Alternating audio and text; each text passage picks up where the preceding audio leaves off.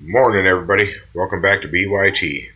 Currently, the light switches are on in there, and we have zero power. Thunderstorms, hellacious rain. I'll show you. Most of you have seen that ditch before, overflowing its banks. So we've had a lot of rain since yesterday. I'm just currently waiting for the power to return. It's been off for over half an hour now. Don't know when it'll be back on. I was just assessing. Got a spot here holding water, which is in the garage. It doesn't matter. Still draining. And still dry in that area. So it's working. I'll get these new bolts in here. These three. And get that hanger hung back up under there. Really can't do crap without power because the bolts I put in there, I'm going to tack them to the floor. So we'll spot weld them in place. That way I do not have to worry about having a second person to help. And then get those three cut out over there, which of course need power. Can't really do nothing without it. Just came out and do a check. I do have some water over here, but I believe that's coming from this window right here in the garage area. My coffee down. If you look right there, this corner, see how I'm squishing water out? And then I think it's coming down this edge. See how it's running here down to here, but it's dripping. When it's running off this edge here, it's dripping into this channel. So I believe that's coming over, back over here, and then down this wheel well. So not a whole lot, but enough, But I haven't caulked the inside of this yet. This whole thing has not been caulked and treated. So I'll get to work on that, but not till after the water goes away. But all in all, pretty stoked. You see the water's been running down the edge. Everything here is wet. Water's dripping off the edges, and nothing inside. So we are so far so good. I mean, that whole area up there, all of it, minus where I left the window open the other day. I came in here yesterday and, well, I have water in my seat pan there, so I left that window open, but it's drying out. Even with all this heavy rain, it's pretty dry down there. A little damper on that front corner, and I think I'm going to put that on the bottom step on a very slight outward angle. That way we can hang our raincoats or whatever up here. I'll put some, hat racks and coat hooks along this area, and we can actually use this area if the bottom drains outward ever so slightly towards the door, and when we rubberize most of that pan. And the second step, I think we can create a good spot where you can come in, step up in here, close the door, hang up a wet jacket or hoodie or whatever the case may be, and it can just drip right down there, and everything will flow out underneath the door. Just a thought, but I think it's a thought worth chasing. So all we can do is wait and see on that one. Anyways, I'm not going to stand here and continue to ramble on. Just a little quick update, and I'm going to see what I can get into. Small portion of this video is going to be about safety. I did not do a video yesterday. I spent all day with a cold, wet rag over my eyes. And here's why. I was tack welding Frankenstein here together. You know. And most people that know about tack welding, you know, put your nozzle where you want it, you look away, you spot, you come back, you look away, you spot, you look, you know, you move your nozzle, and you just keep doing this as a progression.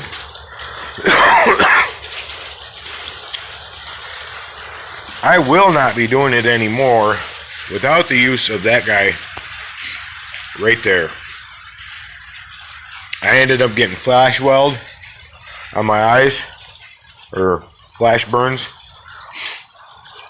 So yesterday, all day, because of Frankenstein here, I spent all day with a wet rag over my eyes. Oh, here we go. Got some more heavy rain coming. Anyway, cold wet rag over my eyes to get rid of the burn and the dry. So even spot welding, you need to have some sort of face protection, even if it's a handheld welding shield.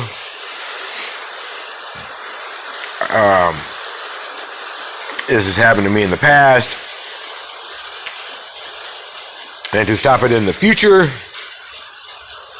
I decided to make a small little safety video on it. Even arc welding, you know, you're just spotting it together, and you know, that's one of the reasons I bought the auto darkening helmet, was so I could do this stuff and move faster. But you kind of, I got ahead of I got excited. I started working on it, putting it together. Everything was clamped together. The welder was over there. My hood was way over there. Welder was over there. Hood was on the other side. And so nothing moved on me. I just spotted this. And then oh, I need to spot that. And then, oh, I need to spot that. And then, oh, I need to spot. By the time I was done, later on that evening, I was a misery. You know, it feels like you got a big chunk of sand in your eye, and very uncomfortable. But at the same time, it's very avoidable. So after I was able to take the rag off my face, I was so sensitive to the light, I had to put my sunglasses on inside my house without lights on just to watch TV. So, learn from my mistakes. Yes, you get ahead of yourself. Yes, you get excited about what you're doing. Stop. Think. Sometimes slowing down just a little bit. I lost a whole day yesterday because of my urgency the day before. It's, you know, it is what it is. I'm better. So once we get power back and the rain stops, which is rain's supposed to stop here in a couple hours, so they say, you know, weatherman. Wish I got his money for, right? Hey, it's raining out. Weather today? Rain. Weather tomorrow?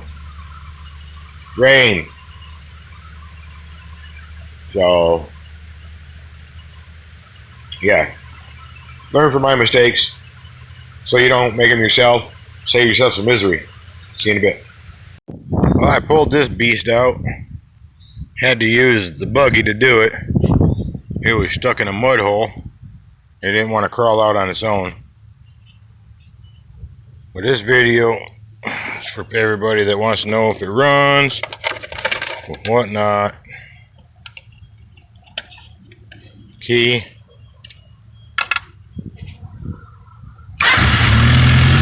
There you go.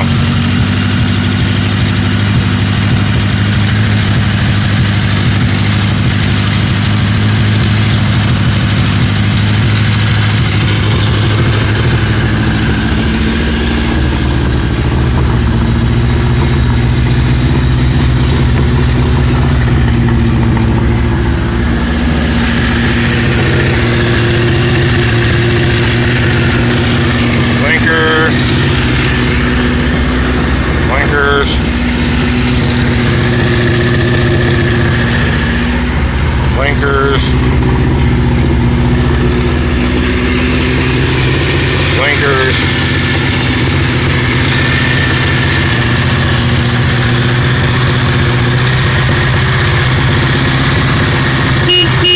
horn. I ain't got no idea.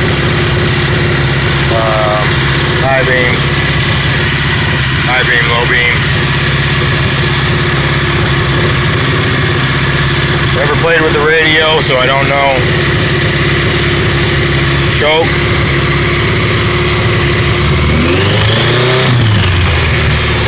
And throttle.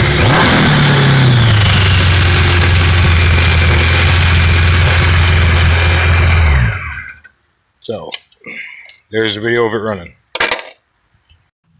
Alright, I got this all mocked up, because as you can tell,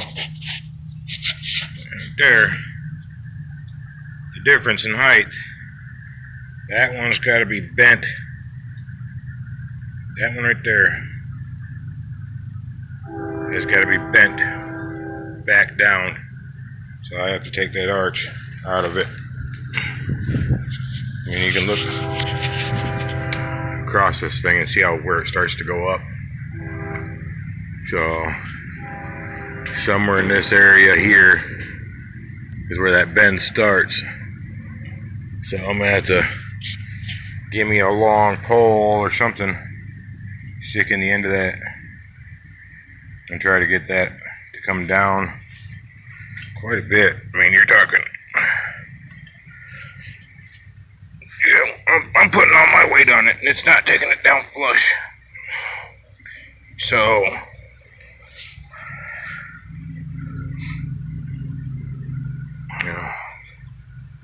take the bend out of it, get it to relax, and then I can finish mocking this corner up. Then that'll be, the first half of the gate. She's gonna be a monster. But I think I got a tricky idea on how to raise and lower this thing. So we'll just have to wait and see when I get all my components here if they're gonna work or not. So that's what I did today, besides pulling out that trike, getting it out of its mud pit, charging the battery. I did more than that. I had a flat tire on the buggy I had to fix. The trailer that was on the buggy with all the steel on it, I transferred all the steel to this pile in here so I can use it for fabricating that. Checked on this again, no luck still. Cleaned off the Indian, cleaned her all up, wiped her all down. Right there. Shined her up a little bit. And pulled this out of the mud. So, yeah, she's a tad on the dirty side, and the battery was a little on the low side. But it's doing good now. It's charging right up. Put that battery in there last year. Fixed. When I got this thing, it wouldn't shift out of gear, or it wouldn't shift out of neutral. It was stuck in neutral. When I had to replace a bunch of forks and stuff in here, the shifting linkage, had to take the whole rear end apart to do so. Drive shaft and everything had to come out of it, so got it all done.